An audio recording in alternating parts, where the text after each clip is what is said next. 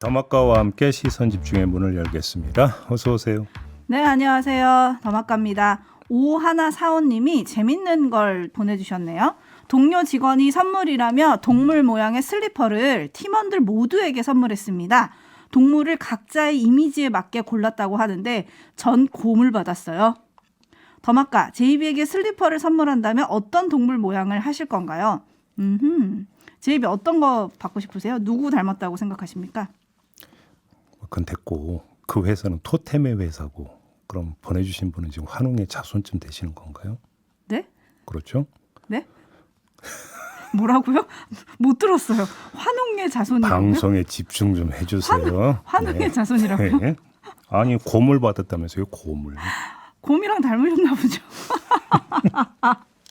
토토로님이 그래도 진짜 마음이 좋으시다. 제이비 판다 푸바오. 그래 귀엽다라는 얘기로 이해를 하겠습니다. 네.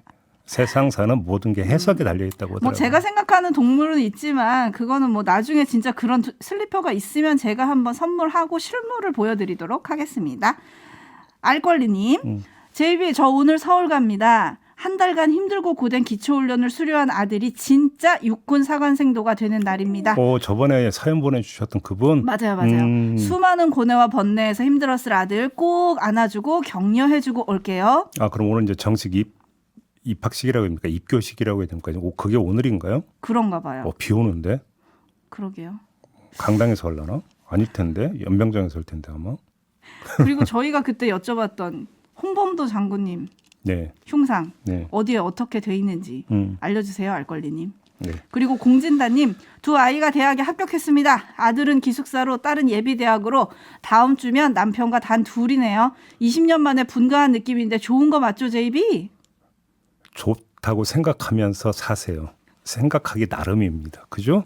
그냥 두 눈 질끈 감으시고 그냥 좋다고 생각하고 사세요. 네. 이렇게 말하면 하나도 안 좋은 것처럼 들리는 건 저의 기분 탓인 거죠? 뭐 이것도 삐딱선 타죠 뭐. 네. 아트맘님, 세상 걱정 많아 그런지 밤새 재택근무하고 잠이 안 와서 실시간 방송을 듣습니다. 저희 방송이 수면 방송인가 보군요. 그죠? 삐딱선. 왜? 아트맘님, 그쵸. 요즘 세상 걱정이 많으시죠. 그래도 저희와 함께 하시면서 뉴스를 챙기시면 네. 그래도 희망이 있습니다라고 말씀을 드리고 싶은데 오늘 준비한 소식들이 다 머리가 아픈 소식들이어서 뭐 하루 이틀인가? 네, 괜찮습니다. 그래도 함께 한번 뉴스를 챙겨보지요. 제이비타임즈 네. 오늘 주목할 첫 번째 뉴스 어떤 건가요? 이낙연 새로운 미래 대표가 개혁신당과 갈라선 뒤에 새로운 미래 유튜브 채널에 출연해서 이런 말을 했습니다. 한번 들어보시죠. 이재명 1인 정당 민주당 역사상이나 대한민국 정당의 역사상 전례를 찾기 어려울 만큼 난폭한 공천 횡포, 여기에 지금 빠져 있는 상태입니다. 선거용 떴다방이 결코 아니다. 총선 이후에도 우리가 해야 할 역할이 분명히 있을 것이다. 총선 이후에는 아마도 좀 더 민주당의 재건, 대한민국 정치의 발전을 위해서 우리가 해야 될 일이 있을 겁니다. 그런 것을 미리 준비해 가겠다. 이런 뜻이고요. 지금 민주당에 계시는 동지 여러분도 저희들의 노력에 도움을 주셨으면 좋겠어요. 함께 해주시길 바랍니다. 네, 민주당에 계신 동지 여러분도 함께 해주시길 바랍니다라고 했는데 함께 할까요? 백문이 불여일견이라고 예를 들어보겠습니다. 먼저 박용진 의원인데요. 자신이 하위 10%에 포함됐음을 통보받았다고 스스로 밝히면서 한 말이 있는데 한번 들어보시죠. 이런 치욕적이고 부당한 처우에도 불구하고 제가 민주당을 얼마나 사랑하는지 말씀드리고, 비록 손발이 다 묶인 경선이지만 그럼에도 불구하고 당에 남아 승리해서 누가 진짜 민주당을 사랑하는지 보여드리겠다는 각오를 밝히기 위해서입니다. 다음은 윤영찬 의원입니다. 똑같이 하위 10%를 통보받았다면서 이렇게 말했습니다.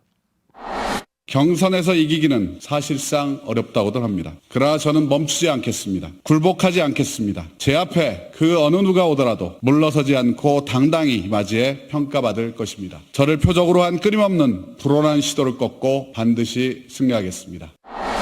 네, 두 의원의 말을 전해드린 이유는 뭐 굳이 설명을 안 해도 우리 촌철님들이 더 잘 아실 거라고 생각합니다. 두 의원 모두 경선에 임하겠다라는 의지를 밝힌 겁니다. 그래서 경선에 임하면 어떻게 됩니까?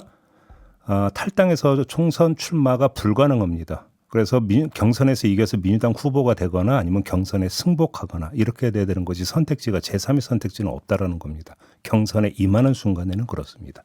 따라서 탈당해서 새로운 미래와 함께하기 위해서는 어떻게 되는 겁니까? 경선에 참여하지를 않아야 되는 겁니다. 그런데 두 의원 같은 경우가 지금 경선에 참여하겠다는 의사를 공개적으로 표출을 해버렸는데 이 이야기는 다시 말하면 뭐가 됩니까? 새로운 미래와 함께하지 않겠다라고 하는 의사를 표현한 것으로 해석을 해야 되는 거 아니겠습니까? 판이 이렇게 돌아가고 있다라는 겁니다. 그리고 이번엔 다른 경우의 수를 한번 좀 헤아려 봅시다. 어떤 경우죠? 자, 이 또 하나의 논란거리가 여론조사를 돌리고 있는데 일부 지역구에서 현역 의원을 빼고 여론조사를 돌렸다라는 보도가 나와서 당사자들의 반발을 사지 않았습니까? 그 가운데 한 사람이 바로 홍영표 의원인데요. 홍영표 의원이 어제 기자들에게 한 말이 있습니다. 들어보시죠.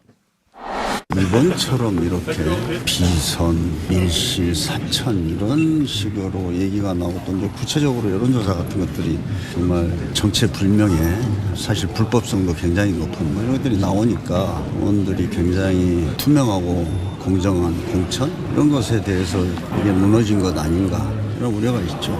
저는 이렇게 계속되면 이번 총선을 정말 윤석열 정권한테 헌납하는 거라고 봐요. 일단 뭐 당을 좀 정상화하는데 우리들이 좀 지혜와 힘을 모아봐야죠. 저희들이 좀 충분하게 그런 우려를 의총에서 이야기하고 좀 대책도 함께 세우는 뭐 그런 과정이 있을 겁니다. 네, 여기서 밑줄 쳐야 되는 단어가 바로 저희들인데요. 언론은 비명, 친문의 집단 행동 가능성을 점치더라고요. 그런데 제가 볼 때 그 집단 행동이 최소한 탈당 후 새로운 미래 합류는 아닌 것 같다라는 겁니다. 그 근거는 조금 전에 전해드린 박용진, 윤영찬 의원의 경우가 여기에도 해당이 되는 근거가 됩니다. 여기에다가 굳이 추가하자면 탈당 의사를 밝힌 김영주 국회 부의장 있지 않습니까? 네. 김영주 부의장 같은 경우 문재인 전 대통령이 극구 만류했다. 그다음에 뭐 문재인 정부 시절 청와대 출신 의원들이 극구 만류하고 있다 이런 보도도 나오고 있던데 뭐 이걸 추가할 수도 있고 아닐 수도 있고요. 아무튼 왜 똑같은 근거가 될 수 있느냐. 가장 먼저 행동할 법한 의원들이 경선 참여 입장을 밝힌 마당에 다른 누가 행동을 할 수 있겠느냐. 탈당이라는 행동을. 이걸 지금 말씀을 드리기 위해서입니다. 그래서 저희들이 당내 투쟁은 몰라도 월경 투쟁. 예를 들어서 담벼락 넘어가는 어떤 투쟁은 쉽게 하지 못할 것 같다라는 거고요. 그리고 당내 투쟁을 한다면 그거는 아마도 이재명 2선 퇴진 요구나 친명 중진 공천 배제 요구 아마 여기에 집중이 될 가능성이 있다. 그리고 그 장이 아마 오늘로 예정된 의원총회장이 될 것이다. 이렇게 전망을 해야 될 것 같습니다. 네, 일단 이들이 그 탈당을 해가지고 새로운 미래 쪽으로 가지는 않을 거다. 제이비는 지금 그렇게 전망을 해주신 거예요.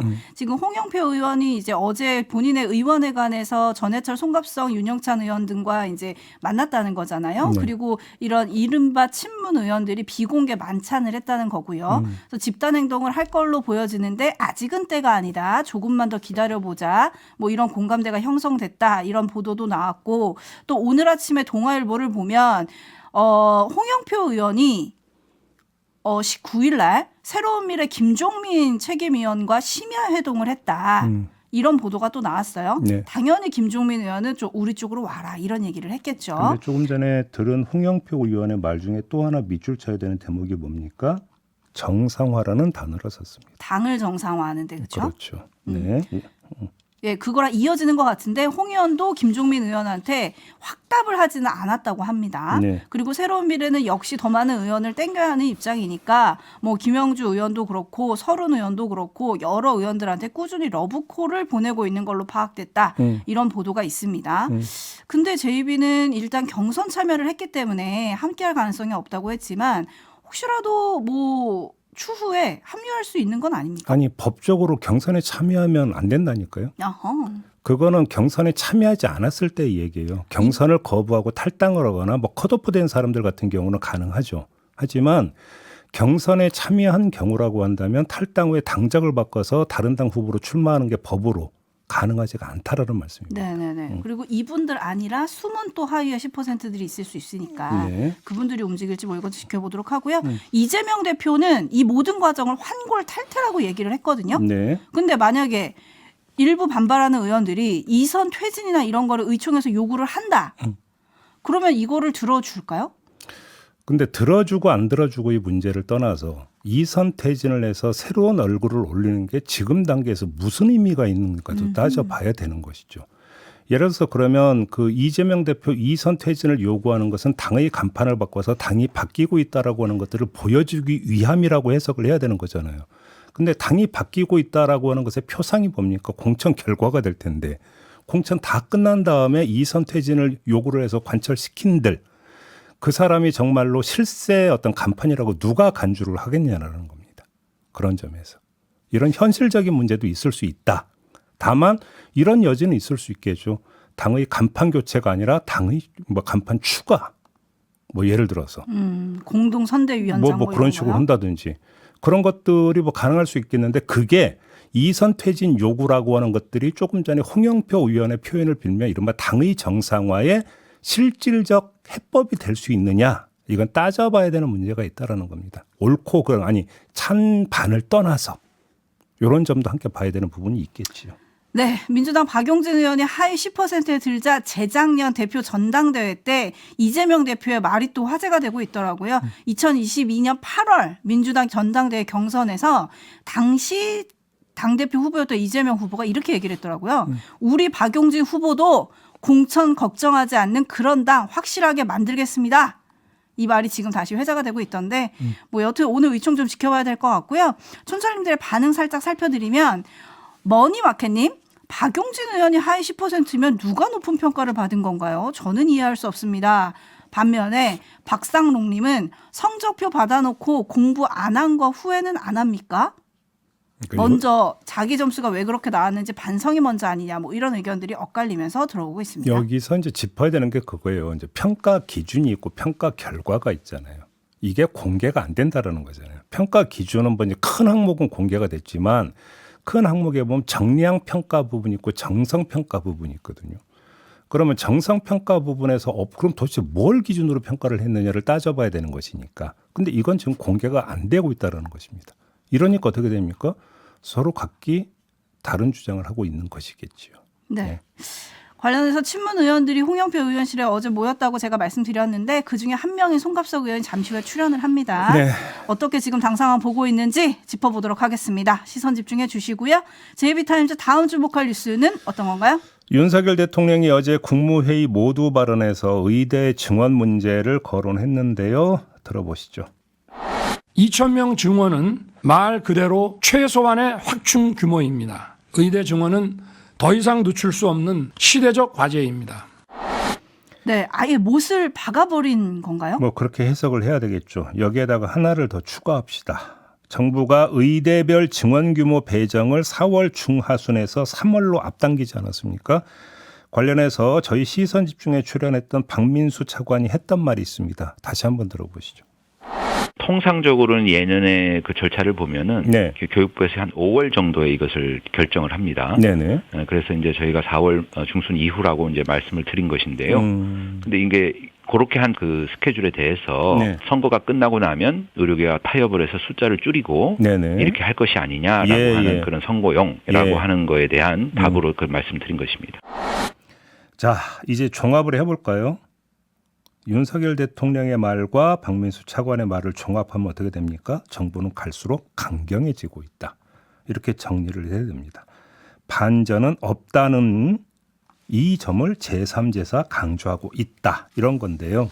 그럼 어떻게 됩니까? 자, 정부가 정말로 작심을 한 거라면 강대강 대치를 하루라도 빨리 끝낼 방법을 찾아야 되는 거 아니겠습니까? 왜 이런 말씀을 드리겠습니까? 의료 대란 과정에서 환자와 환자 가족이 입을 피해가 너무나 커지기 때문입니다.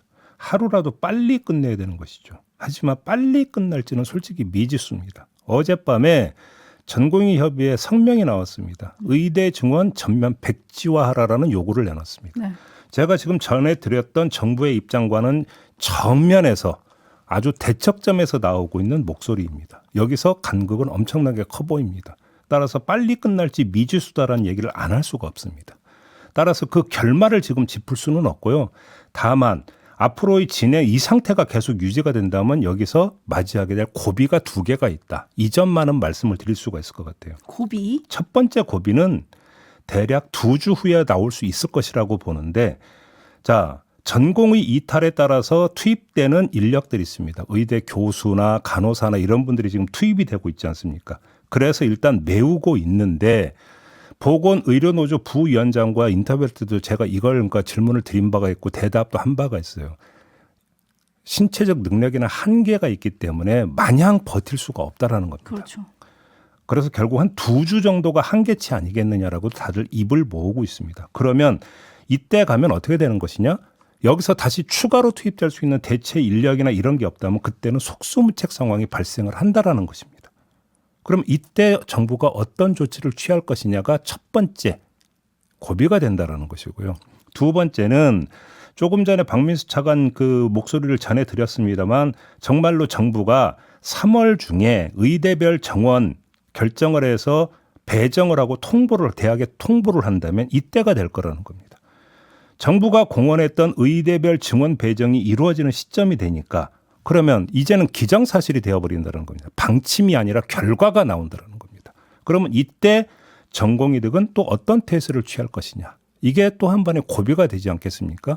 이 두 고비를 거쳐가야 될 것 같은데 이렇게 된다는 이야기는 지금 이 이제 시작되고 있는 의료대란이 한 달 이상 간다라는 걸 얘기를 뜻하고 있는 겁니다. 근데 이렇게 가면 안 된다라는 겁니다. 안 제가 되죠. 드리는 말씀. 지금 벌써 난리가 났는데요. 그러니까요. 네. 그러면 도대체 하겠다라고 하는 거 좋은데 그럼 정부가 어떻게 풀 것인가도 사실은 이야기가 좀 돼야 되는 부분이 있는 것이죠. 네, 어제 대통령실 성태용 대통령실 정책실장은 한 방송에 출연을 해서 2,000명도 사실은 적은 숫자다. 3,000명 정도는 필요했다. 이렇게 얘기를 하던데 이 필요성 알겠고요. 그러면 지금 JB가 짚어준 대책은 어떻게 할 거냐.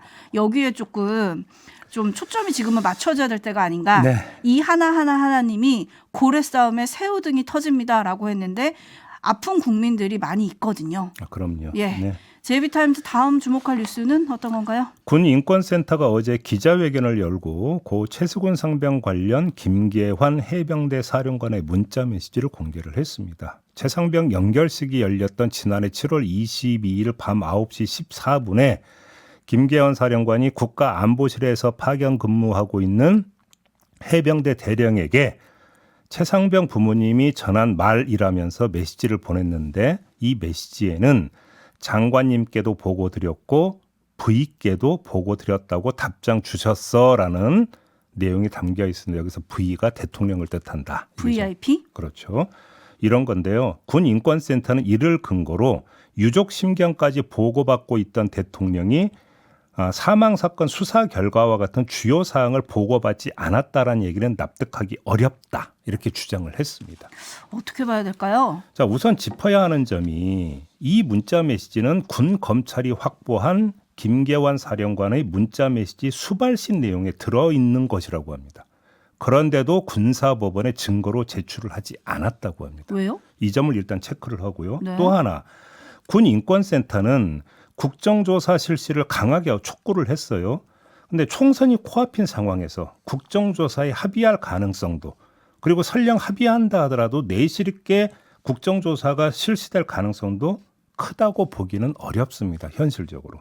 이 두 가지 사실을 종합을 하면 어차피 진실규명은 총선 뒤에 기존의 군 사법체계를 뛰어넘어서 진행될 수밖에 없을 것이라는 잠정 결론에 도달을 하게 되는데 그러면 총선 이후가 되면 변수가 뭐가 되는 겁니까? 총선 결과가 되는 것이겠죠. 그렇지 않겠습니까? 결국 또 총선인가요? 그렇죠. 그거에 따라서 국면이 달라진다고밖에는 지금 진단할 수 없다. 이런 말씀을 드려야 될 것 같습니다. 네. 자, JB타임즈를 오늘 이렇게 마무리하겠습니다. 더마카 수고하셨어요. 고맙습니다.